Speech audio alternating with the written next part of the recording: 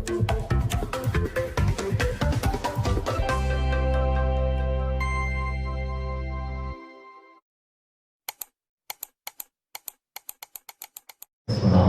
warahmatullahi wabarakatuh.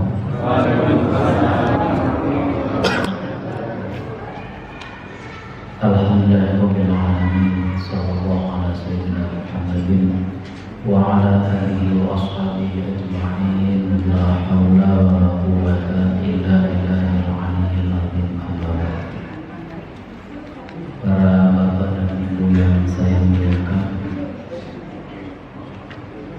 alhamdulillah bisa kumpul kembali untuk kajian malam Sabtuan Kaji. Mudah-mudahan berkah semua. Ya aliyu walis soburi salasu alamatin.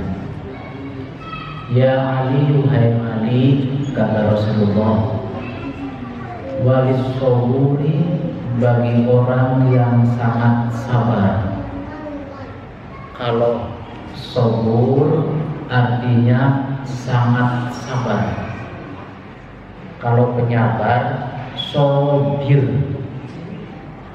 Bapak sobirin saya orang-orang yang sabar. Kalau as-sobiru orang yang sabar.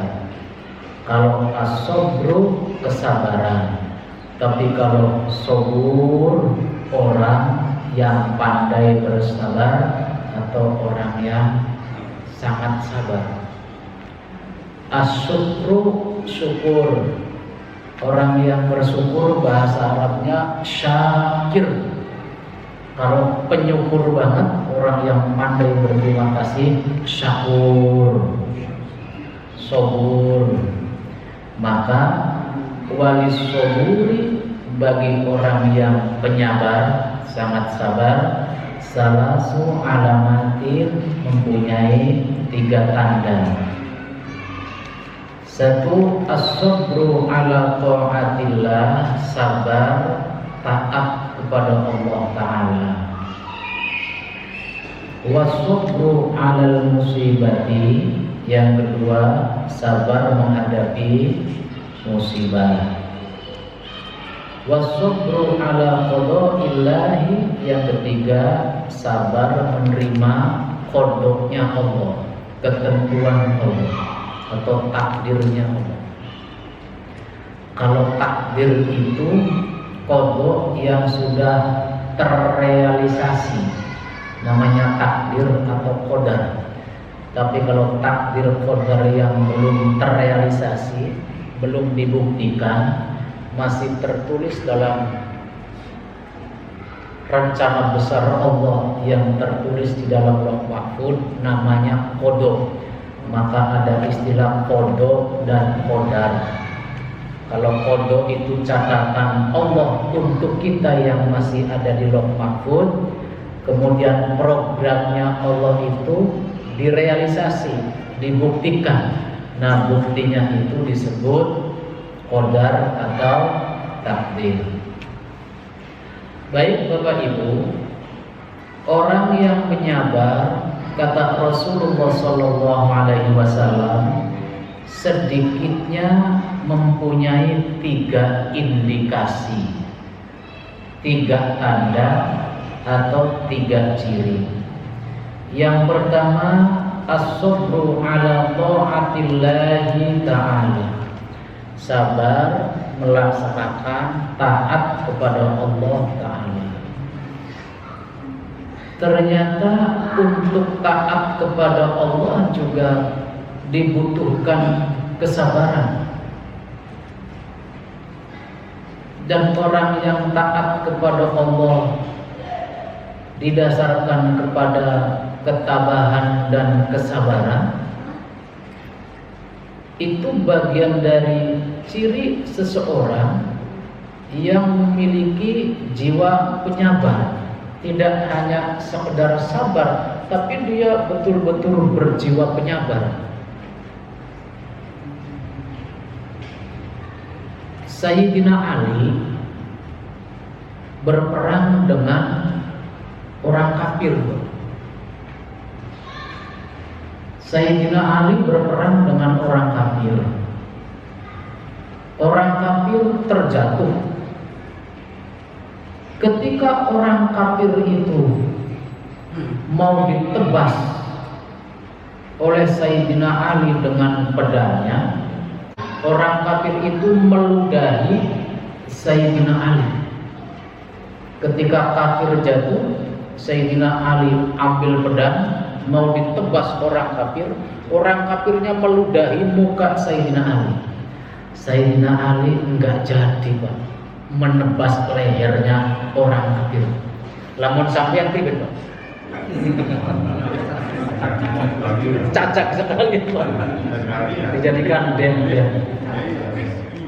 Nah, Sayyidina Ali itu salah satu bukti contoh orang yang memiliki kesabaran yang luar biasa, Pak. Kesabaran apa? Dalam kerangka taat kepada Allah. Di mana letak taatnya? Bahwa seluruhnya harus dilakukan atas nama Allah. Bahwa seluruhnya dilakukan lillahi ta'ala semata. Ala wajhillahi ta'ala, semata-mata karena Allah. Jika tidak sabar, Bapak Ibu, semuanya akan tidak berhasil dengan baik. Maka setiap amal harus sabar, di samping utamanya adalah ikhlas. Setiap amal ibadah yang berbasis kompetensi atau kompetisi itu nibatangi. Amal apa saja, kegiatan apa saja yang berbasis kompetisi itu nibatangi Allah. Tapi bakal berbasis ikhlas dan kesabaran, dia akan mendapatkan sesuatu yang luar biasa. Dan kesabaran itu bagian dari yang Allah anugerahkan kepada kita. Bukan sekedar kita hebat jadi penyabar, dianugerahkan oleh Allah kepada kita. Saya ingat ketika saya kecil dulu, Pak, kalau di Tanjung di masjid itu sering ada pujian, la haula wala quwwata illa la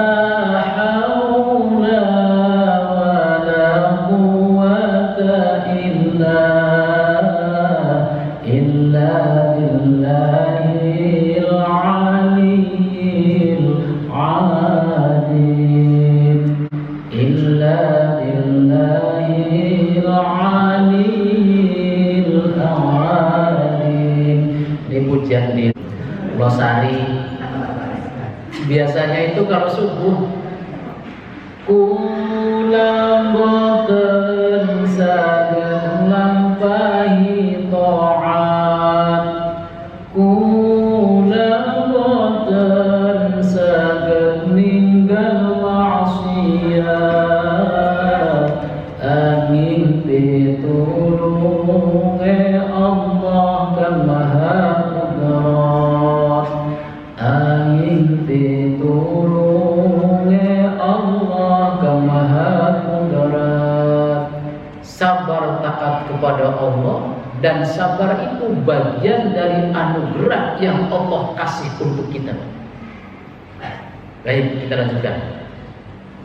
As-sabru ala ta'atillah ta'ala. Yang kedua, was-sabru ala musibati, sabar menghadapi musibah. Yang ini nih jarang sekali.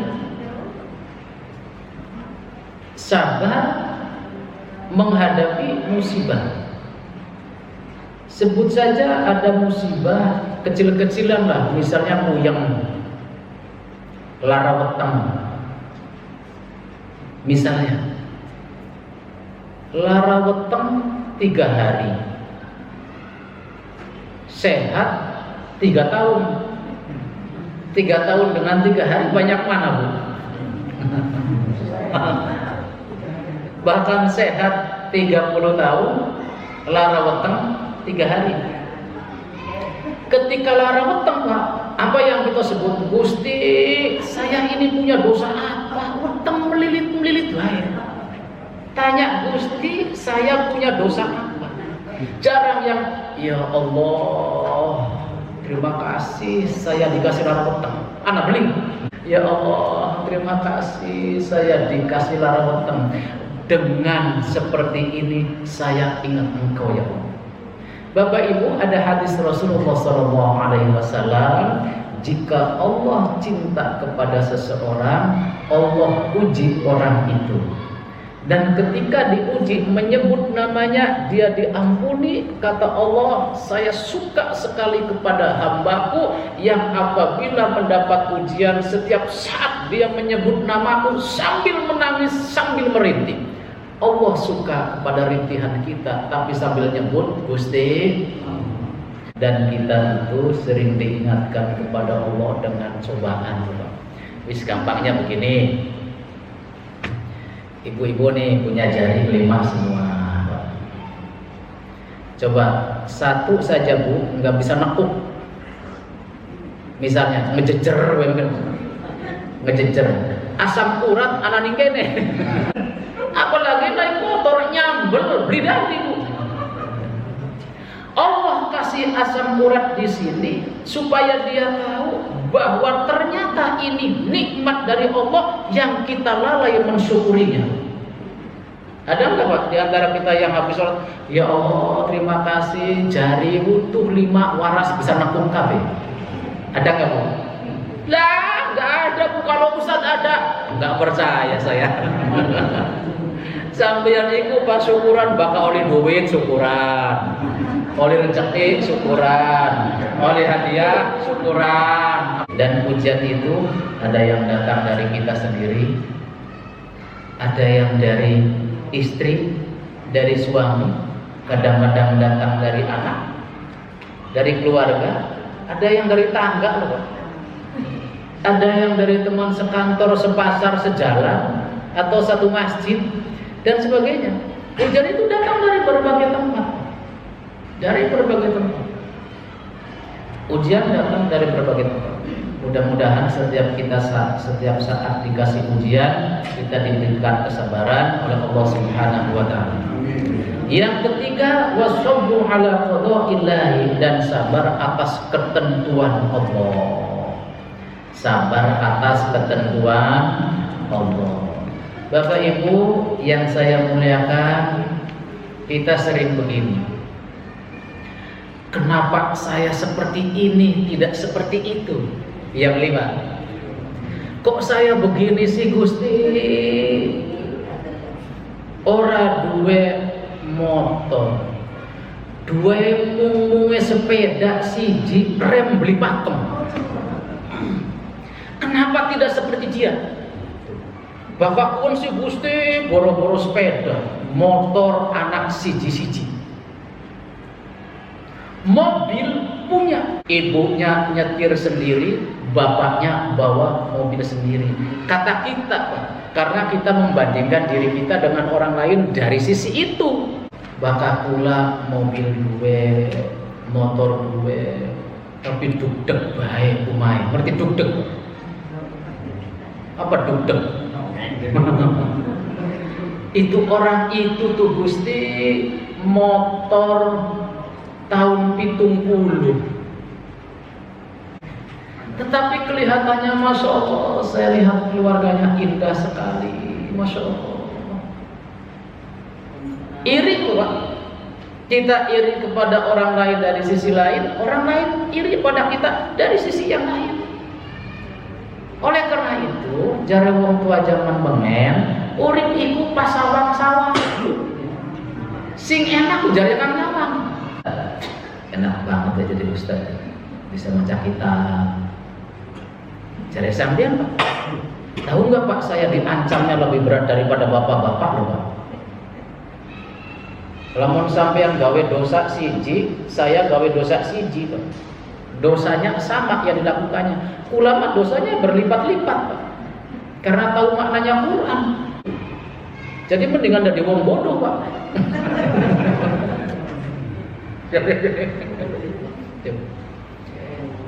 Sing penting itu Bapak Ibu ngaji. Pinter itu tidak wajib, hafal itu tidak wajib.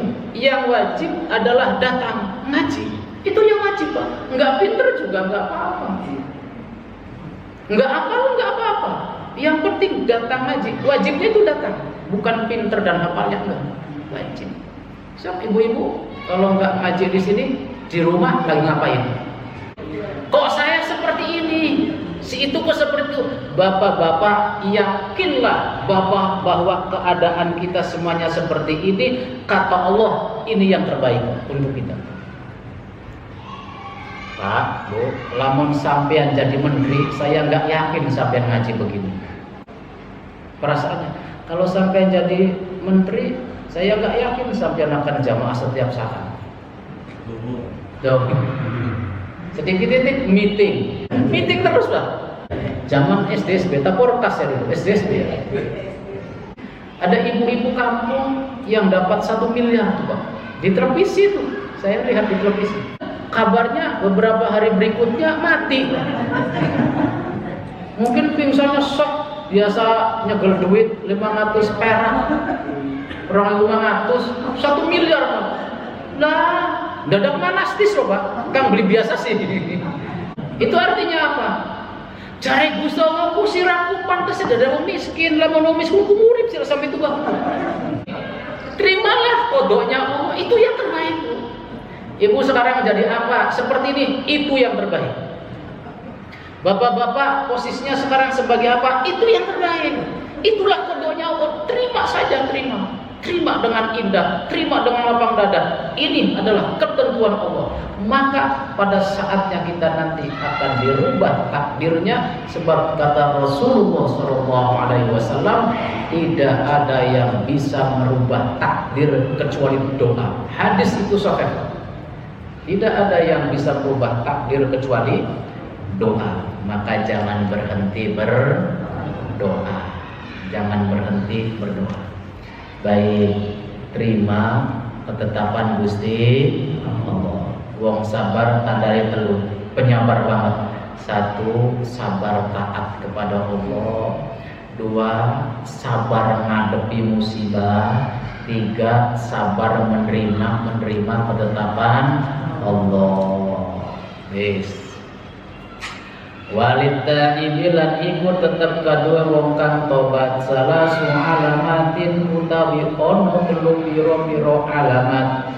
Ijtinabul harami siji ngadui bergarang haram, wal hirsu lan semangat ala thalabil ilmi ingatase nyupri ilmu, wala ya'udulan ora gelem balik sapa ta'ib lidzanbi maring dosa, kama la ya'udu kaya oleh ora gelem balik sapa al halibu wong kang nyusu lidor'i maring pentil. Baik Bapak Ibu nih, wong tobat ku cirinya mungkin ini Bu. Tobat ini bukan syarat tobat ya. Jadi bukan berbicara tentang syarat tobat. Ciri orang yang bertobat. Yang pertama, setelah bertobat, ijtinabul haram. Dia menjauhi yang haram dalam bentuk apapun. 1. Yang kedua, wal hirsu ala talabil ilmi, semangat mencari ilmu. Semangat mencari ilmu. Walaupun sudah tua.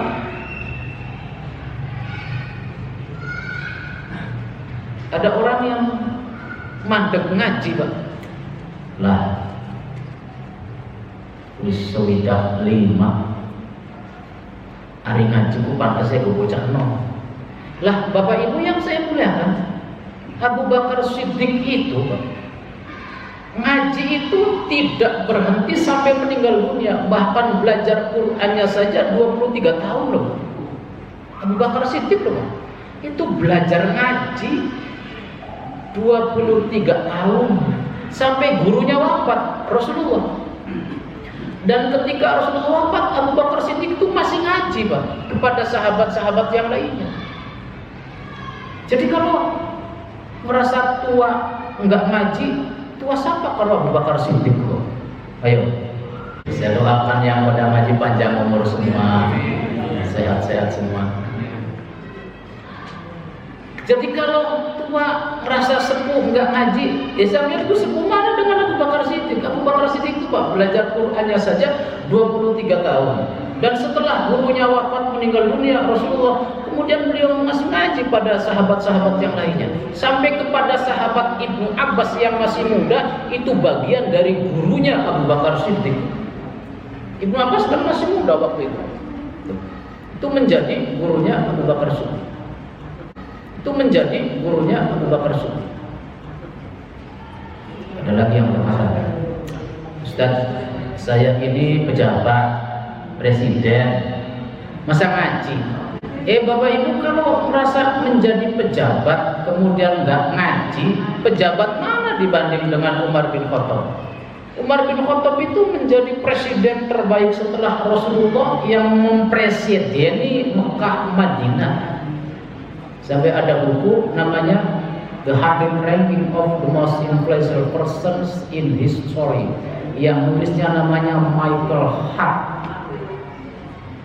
Meranking manusia paling hebat, 100 manusia paling hebat. Ranking pertamanya our Prophet Rasulullah SAW, kanjeng Nabi.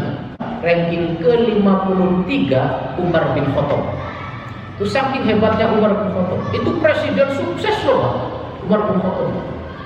Sampai disebut Umar Al-Faruq. Umar itu presiden yang paling hebat menegakkan keadilan, tidak pernah tebang pilih.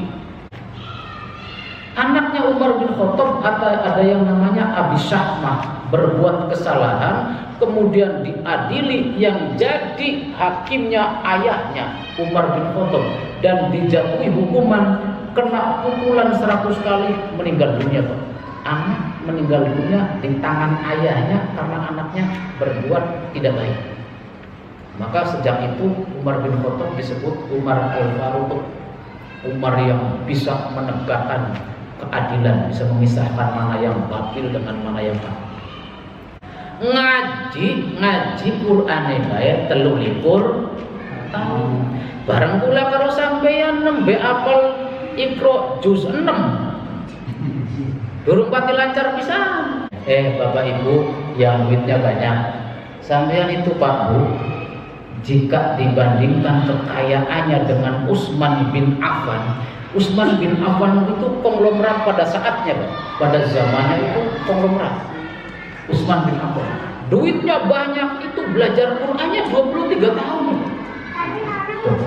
Jadi kalau misalnya kita merasa menjadi orang kaya enggak ngaji, sugi siapa karo Utsman bin Affan? Oleh karena itu, Bapak Ibu yang saya muliakan, sekarang kita menjadi taib, orang yang bertobat, tobatnya bagus atau tidak, tobatnya berkualitas atau tidak, tobatnya diterima atau tidak. Yang ini cirinya.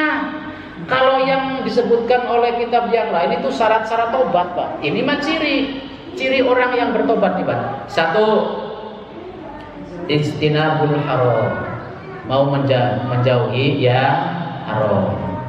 Wal hirsu ala thalabil ilmi, semangat mencari ilmunya luar biasa. 2. Yang ketiga, la ya'udu lidzanbi kama la ya'udul hadidu lidzar'i, tidak mau kembali lagi kepada dosa, kapok seperti tidak maunya kembali anak yang telah disapi pada pentil ibunya.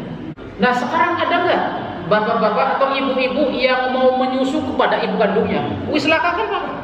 Sangat tidak mau walaupun ibunya membolehkan. Kalau ibu kita masih hidup, Dek, mau nyusu lagi pada mama? Mau nggak? Wah sangat nggak mau banget tuh Pak. Sangat nggak mau.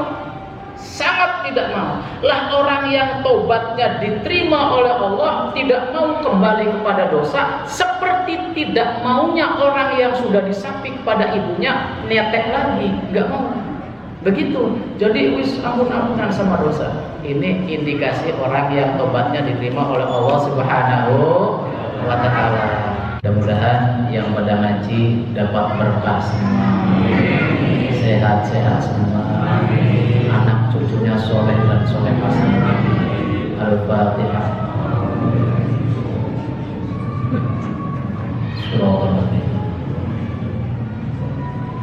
Allahumma fi kulli thariq. Wassalamualaikum warahmatullahi wabarakatuh.